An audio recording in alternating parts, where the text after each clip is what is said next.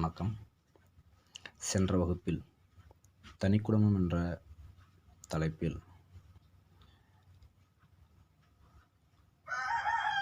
500 தெளிவுபடுத்திய ஒரு செய்தியை பார்த்தோம். அதாவது மயிரிடைபடுத்த மாண்பினை போல், அதை மகனை நடுவனாக கொண்டு தலைவனும் தலைவியும் வாழ்ந்திருக்கின்றனர் என்ற செய்தி. அதுவும் இளமகவு நிலை குடும்பங்களின் காட்சிகளை அப்படின்னு சொல்லி தான் அந்த பகுதி பேசப்பட்டிருக்கு அப்படின்னு சொல்கிறாங்க. அதான் மறியடைப்படுத்த மாண்பினை போல் அப்படின்னு சொல்லி இந்த வரியை கொடுத்து சொல்லி விளக்கம் கொடுத்தாங்க. அது வேணும் இல்லை, 3 நபர்கள் கொண்டது தான் குடும்பம். அதுவும் தனி குடும்பம். அதுவும் எப்படின்னா தாய், தந்தை, மகன்.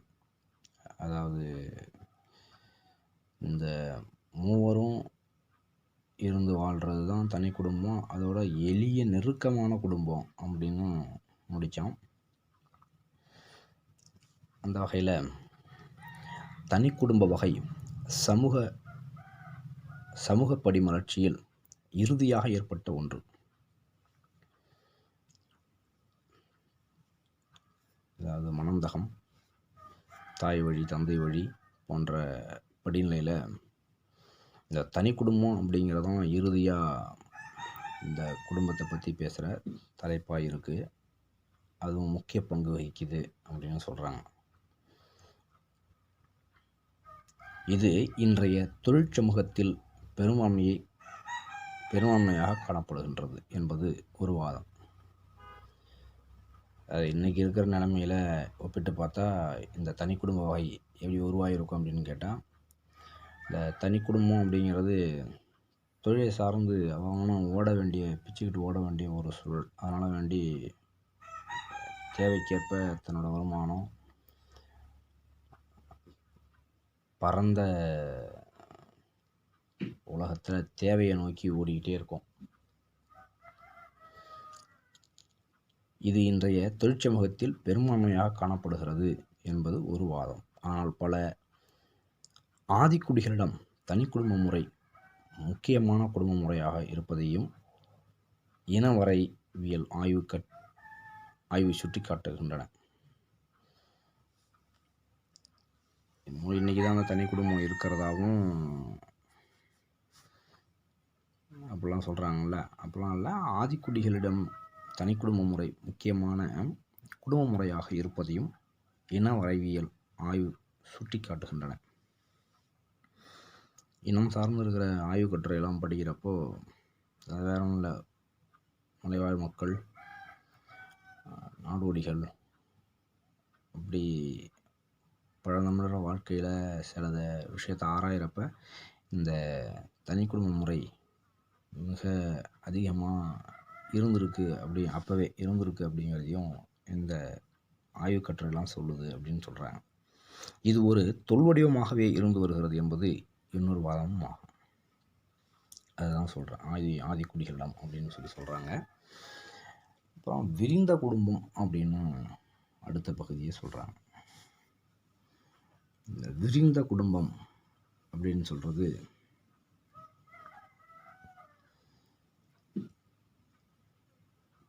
சங்ககாலத்தில் தனி குடும்ப அமைப்பு விரிவு பெற்று இவர்களுடன் பெற்றோர் ஒருவரின் தந்தையும் உடன் வாழும் விரிந்த குடும்பம் முறையையும் காண முடிகிறது. ஏன்னா சார் தனி குடும்பம் இருந்துச்சுங்கிறாங்க, விரிந்த குடும்பங்கிறாங்க அப்புறம் அப்படின்னு சொன்னால் இதெல்லாம் ஒவ்வொரு அதாவது என்ன சொல்கிறது, சமூகத்துலேயும் இருந்திருக்கலாம், இல்லாட்டி கால சூழலில் தள்ளி போயிருந்திருக்கலாம். இப்படி குடும்பம் இத்தனை குடும்பமும் என்ன செஞ்சுருக்குன்னா, ஏதோ ஒரு நிலத்தில் பெரிதாக வளர்ந்துருக்கலாம். இப்படி இந்த குடும்ப முறை அமைப்பு சங்க காலத்தில் வந்திருக்கலாம்னு சொல்கிறாங்க. வேறொன்ல அதான் ஒருவரின் தந்தையும் உடன் வாழும் விரிந்த குடும்ப முறையையும் காண முடிகிறது. கணவன், மனைவி, மகன் ஆகியோருடன் தந்தை சேர்ந்து வாழ்ந்த நேர்வழி விரிந்த குடும்பம் முறையை ஒக்குரு மாசாத்தியாரின் புறநானூற்றுப் பாடல் கூறுகிறது.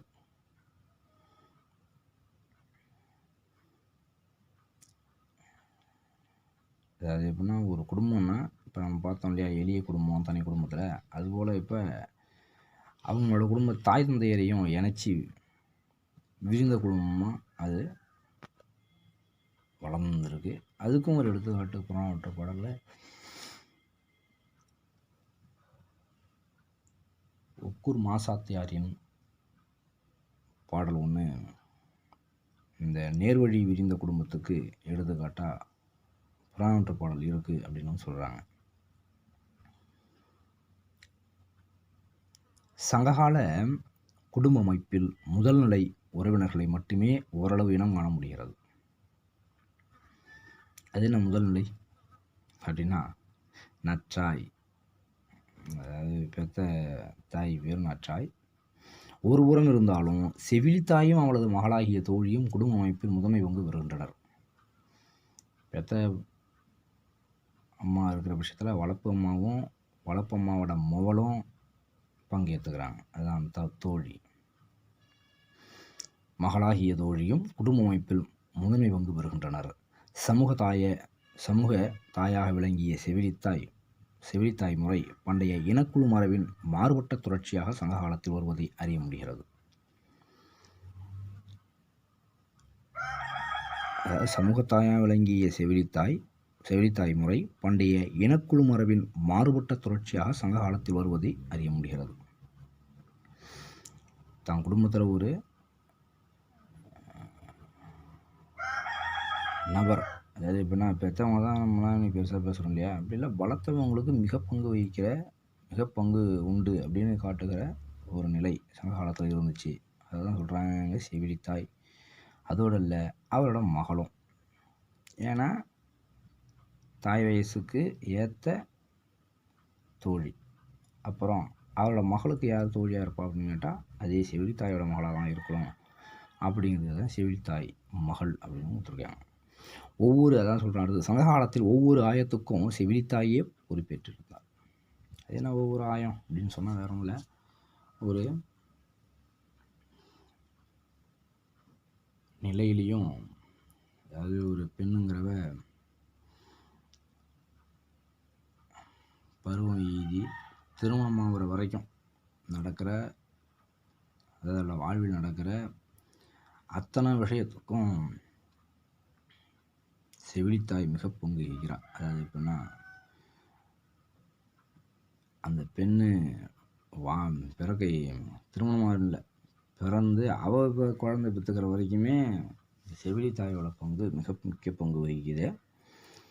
ஏன்னா அவள் தான் தன்னோட தாய் எடுக்கிற முடிவை விட அந்த செவிலித்தாய் எடுக்கிற முடிவு, இல்லை செவிலித்தாய் சொல்கிற விஷயம் அவ்வளவு உண்மையாக நம்பப்பட்ட ஒரு காலம் அந்த செவிலித்தாய்க்கு. அதனால தான், அதாவது எப்படின்னா நற்றாயோட மகளோட வீட்டில் நடக்கிற அத்தனை விஷயத்துக்கும் பொறுப்பேற்கிறவ, அதாவது நல்லதுக்கும் சரி தான் கெட்டதுக்கும் சரி தான். திடீர்னு ஒரு பெண்ணு தகாத நடத்தையில் இருக்கான்னு வச்சுங்க, அந்த நடத்தையை கூட சுட்டி காட்டி தாய் செய்யறதில்லை. ஏன்னா தாய்க்கு அவ்வளோ தூரம்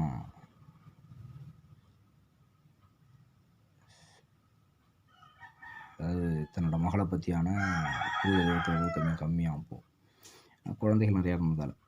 அதனால் வேண்டி இந்த செவிலித்தாயோட பங்கு மிக முக்கிய பங்கு வகிக்குது. அதனால் இந்த செவிலித்தாய் சொல்கிற விஷயத்த அவ்வளவு உன்னதமாக நம்பப்பட்ட ஒரு காலம். அதான் இல்லற வாழ்வின் இறுதி காலத்தில் பெருமகள் நிறைந்த மக்களுடன் நிறைந்து அறத்தினை விரும்பிய சுற்றத்தோடு சேர்ந்து தலைவனும் தலைவியும் மனையறம் காத்தலே இல்வாழ்வின் பயனாகும் என சங்ககால மக்களினார்கள். இதுதான் விரிந்த குடும்பம் பற்றிய இக்கருத்தினை தொல்காப்பியமும் பதிவு செய்கிறது. அப்படின்னு இந்த விரிந்த குடும்பத்தை பற்றியான செய்தியை சொல்லிருக்காங்க. சமூக குடும்பம் என்ற அமைப்பை அடிப்படை அழகாக கொண்டிருந்த நிலையை சங்க இலக்கியங்கள் காட்டுகின்றன. அதன் தொடர்ச்சியாகவே இன்றைய சமூக அமைப்பும் கூட்டு குடும்பமும் தனி குடும்பம் என்ற அழகுகளை கொண்டதாகவும் தந்தை வழி குடும்ப அமைப்பை கொண்டதாகவும் இருக்கிறது.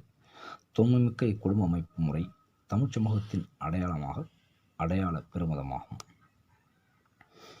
அதாவது இன்றைக்கி தந்தை வழி குடும்ப அமைப்பில் கொண்டதாக இருக்கிறது. தொன்மை மிக்க இக்குடும்ப அமைப்பு முறை தமிழ் சமூகத்தின் அடையாள பெருமிதம். என்ன, தாய் வழியிலேருந்து அப்புறம் தந்தை வழி அப்புறம் தனி குடும்பம் அப்புறம் விரிந்த குடும்பத்தை பற்றி பேசின உலகம் என்ன செய்யுதுன்னா, அதாவது தாய் வழி தான் வந்தது, பின்னால் என்ன செய்யுது, அப்புறம் தந்தை வழி குடும்பமாக உருவுறது. அதுதான் கொடுத்துருக்காங்க ஆலமரத்தை வச்சு.